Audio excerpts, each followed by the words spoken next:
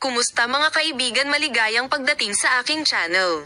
Maaari bang muling nasa sabik sina Yaman at Osgay Girl at nabighani ang mga imahe?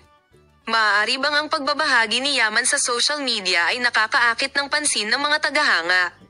Maaari bang mapanood ni Yaman na may pagpapahalaga sa kanyang mga tagasunod na si Yaman ay ang agenda kasama ang kanyang pangalan?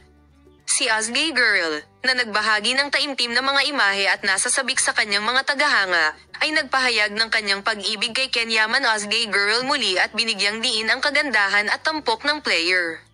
Maaari bang si Yaman, na siyang pinakamalaking taga-suporta sa bagong proyekto ni Osgay Girl, ay nagpatuloy sa kanyang katahimikan sa paksa at ibinahagi ang kanyang mga pagbabahagi sa pamamagitan ng Instagram? Patuloy naming ihahatid ang mga pag-unlad at ang pinakabagong pagbabahagi sa paksa sa iyo sa mga bagong video at ang pinakabagong pagbabahagi upang makita kang sundin ang aming channel.